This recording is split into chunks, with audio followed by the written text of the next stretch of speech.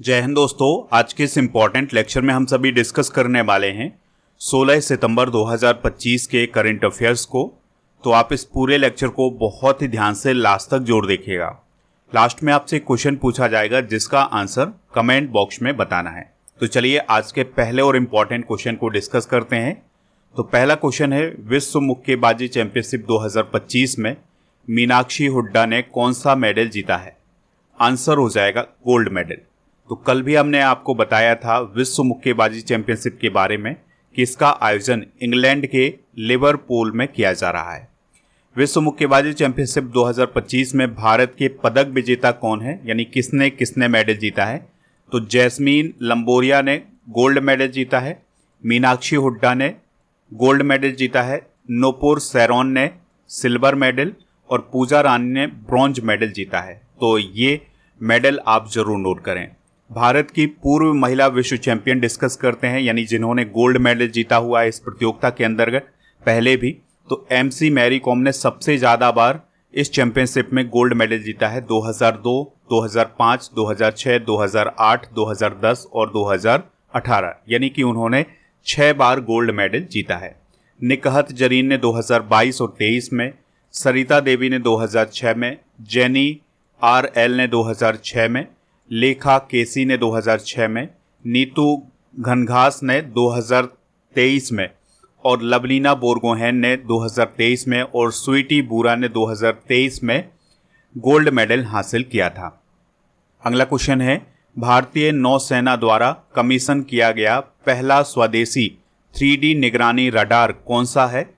Answer हो जाएगा इसका लांजा एन। तो दोस्तों अभी हाल ही में लांजा एन नाम का भारत का पहला स्वदेशी 3D निगरानी रडार भारतीय नौसेना में शामिल किया गया है। इसका उद्देश्य है नौसैनिक वायु रक्षा क्षमता को मजबूती देना।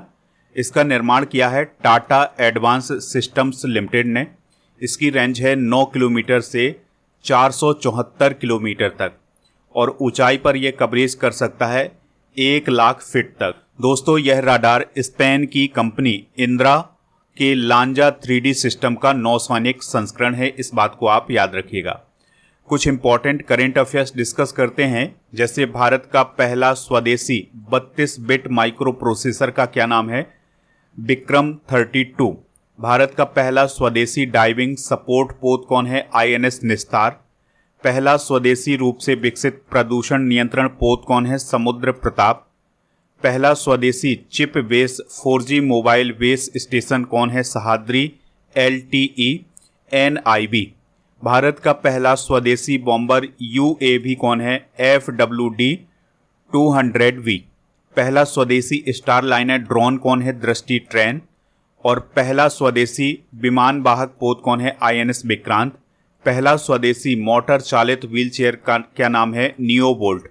तो इनको भी आप नोट कर लें। अगला क्वेश्चन है, राजभाषा कीर्ति पुरस्कार 2025 प्रथम किसे प्रदान किया गया है? तो ये प्रदान किया गया है प्रशासनिक सुधार और लोक शिकायत विभाग को।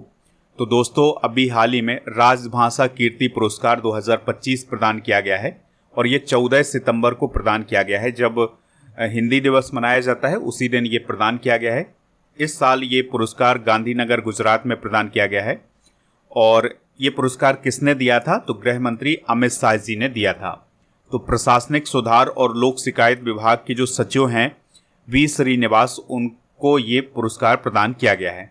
तो विभाग को यह पुरस्कार लगातार दूसरी बार प्रदान किया गया है, इस बात को भी आप याद रखिएगा।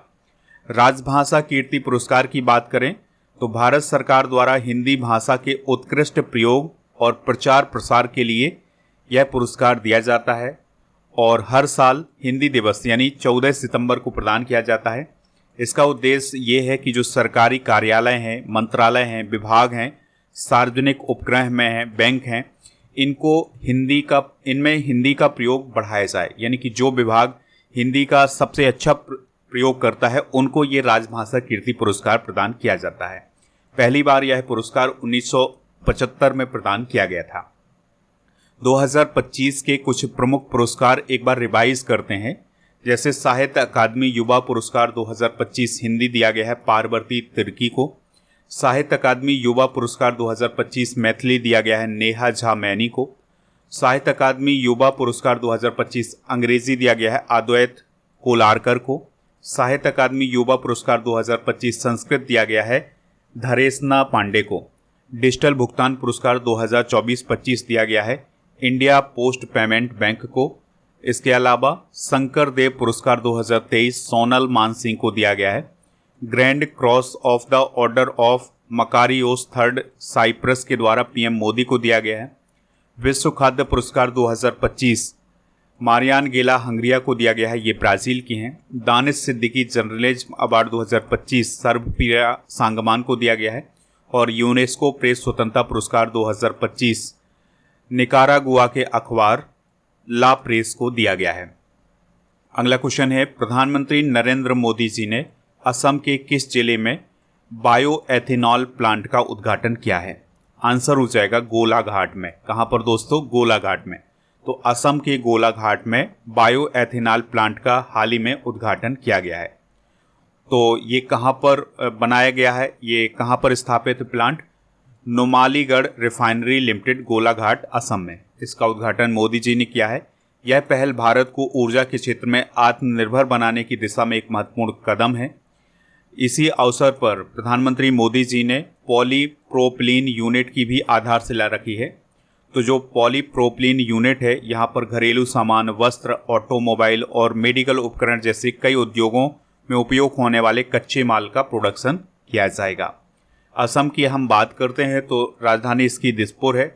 सीएम है हिमंता बिश्वा शर्मा। लक्ष्मण प्रसाद आचार्य यहाँ के गवर्नर हैं। विधानसभा की 126, लोकसभा की 14 और राज्यसभा की 7 सीटें हैं। कुछ और इम्पोर्टेंट करेंट अफेयर्स डिस्कस करते हैं असम से रिलेटेड। तो भारत का पहला गिद्ध ज्ञान पोर्टल असम में लॉन्च किया गया है। असम में IIM गुवाहाटी की स्थापना की जाएगी। असम में बालिकाओं की हायर एजुकेशन को बढ़ावा देने के लिए निजुत मोइना 2.0 योजना शुरू की गई है।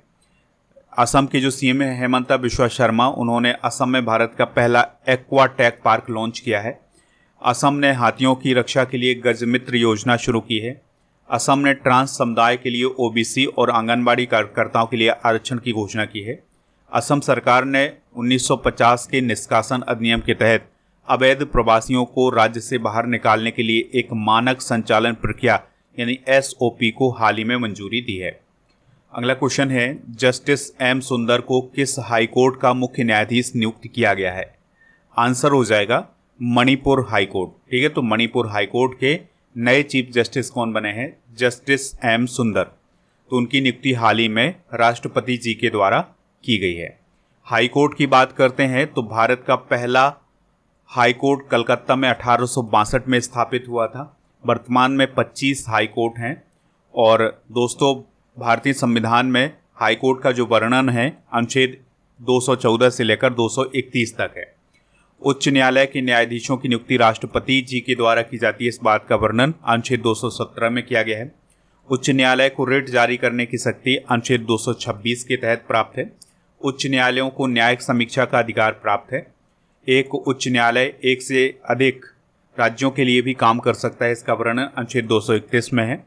उच्च न्यायालय के न्यायाधीश की सेवानिवृत्ति की आयु 62 साल है। मणिपुर की भी बात हुई है, तो मणिपुर की बात करें तो राजधानी इसकी इम्फाल है। अभी यहाँ पर कोई भी मुख्यमंत्री नहीं है। राज्यपाल हैं अजय कुमार भल्ला। विधानसभा की 60, राज्यसभा की 1, लोकसभा की 2 सीटें हैं।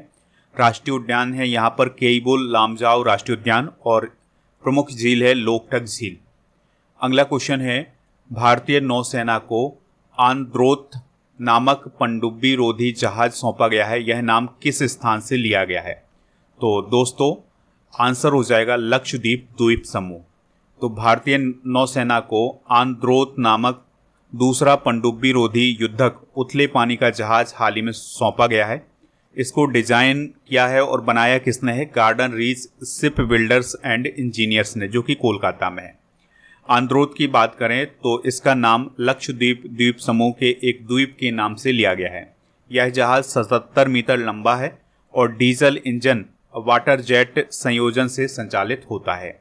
भारतीय नौसेना की भी बात करते हैं तो इसकी स्थापना 1612 में ईस्ट इंडिया कंपनी के द्वारा की गई थी, लेकिन 26 जनवरी 1950 को इसका पुनर्गठन किया गया था। मुख्यालय इसका नई दिल्ली में है।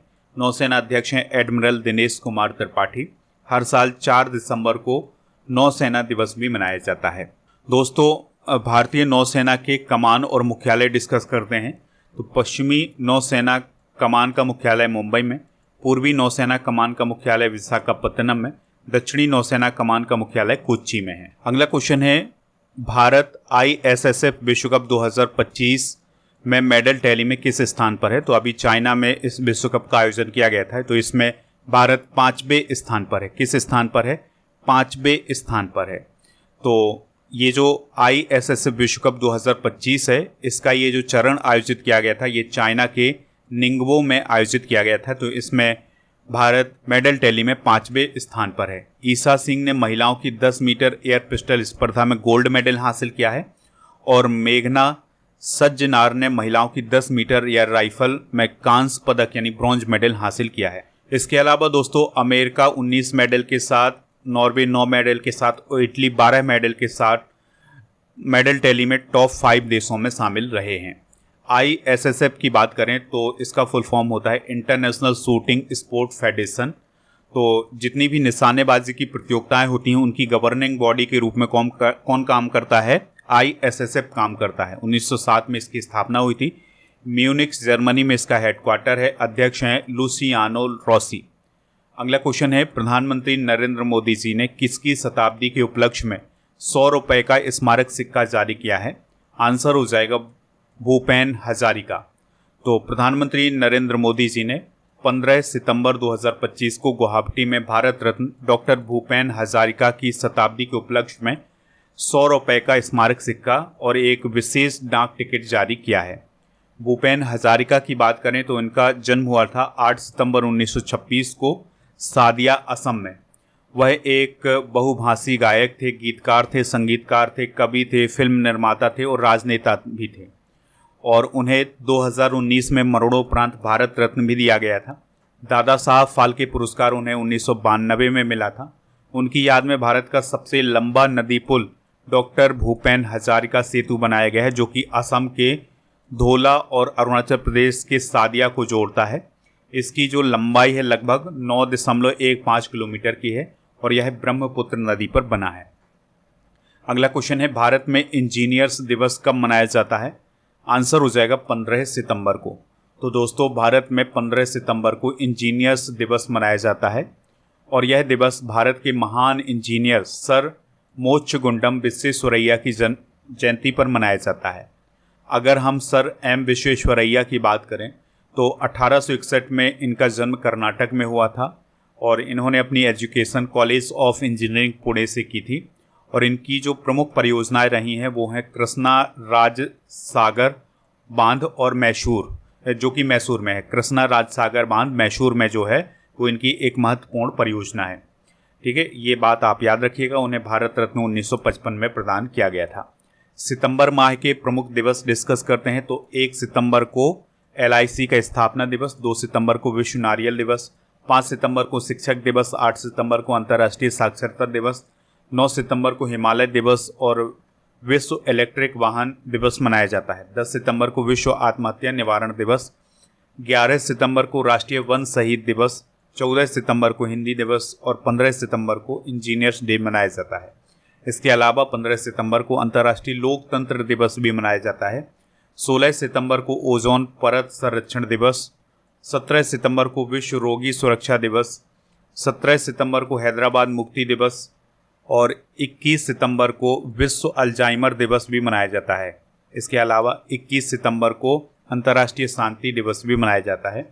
24 सितंबर को विश्व नदी दिवस, 25 सितंबर को विश्व फेफड़ा दिवस, 27 सितंबर को विश्व पर्यटन दिवस, 29 सितंबर को विश्व हृदय दिवस और 30 सितंबर को अंतर्राष्ट्रीय अनुवाद दिवस मनाया जाता है। दोस्तों, आप हमारे स्टडी करके ऐप को इंस्टॉल कर लें, जिसका लिंक डिस्क्रिप्शन बॉक्स में दिया गया है। तो यहाँ पर आपको लास्ट 6 मंथ के करंट अफेयर्स की बुक, मंथली करंट अफेयर्स की बुक हिंदी इंग्लिश दोनों मीडियम में मिल जाएगी। ईयरली करंट अफेयर्स की ई बुक भी आपको ऐप पर ही मिलेगी।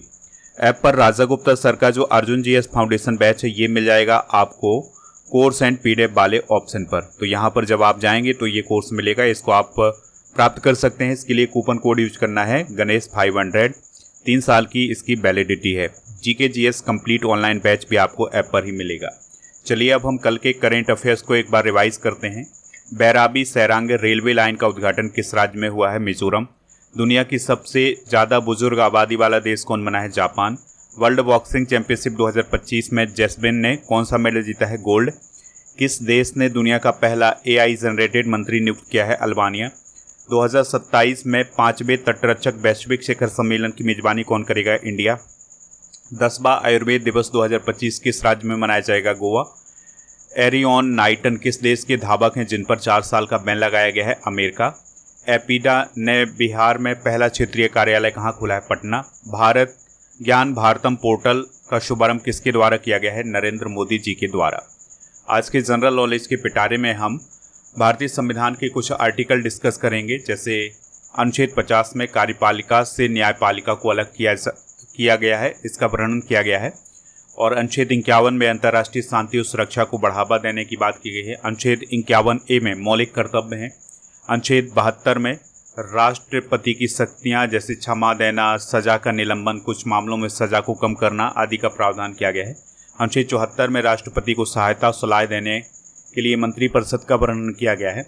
अनुच्छेद 76 में भारत के महान्यायवादी का वर्णन है। अनुच्छेद 78 में राष्ट्रपति को जानकारी देने आदि के लिए प्रधानमंत्री के कर्तव्य बताए गए हैं। कल के करंट अफेयर्स में आपसे पूछा गया था कि बिहू का संबंध किस राज्य से है, तो उसका संबंध असम से है। तो लगभग सभी लोगों ने इसका आंसर असम बताया हुआ है। आज आपके लिए क्वेश्चन है, भारत के महान्यायवादी का वर्णन भारतीय संविधान में किस अनुच्छेद में है? तो जो भी इसका राइट आंसर हो कमेंट बॉक्स में ज़रूर बताएं। स्टडी करके ऐप को इंस्टॉल कर लें तो यहाँ पर आपको monthly current affairs, half yearly current affairs, yearly current affairs, state wise current affairs, GK GS, इन सभी की बुक मिल जाएंगी, तो इनको प्राप्त कर सकते हैं। टेलीग्राम चैनल को जरूर ज्वाइन करें जिसका नाम स्टडी कर ऑफिशियल है। जीके जीएस की ये सभी ई बुक आपको ऐप पर मिल जाएंगी, इनको प्राप्त कर सकते हैं। और दोस्तों, आप टेस्ट पास वाले ऑप्शन पर जाकर के डेली करंट अफेयर्स का टेस्ट भी दे सकते हैं। यहाँ पर आपको 4000 से अधिक टेस्ट मिलेंगे 1 साल की वैलिडिटी के साथ।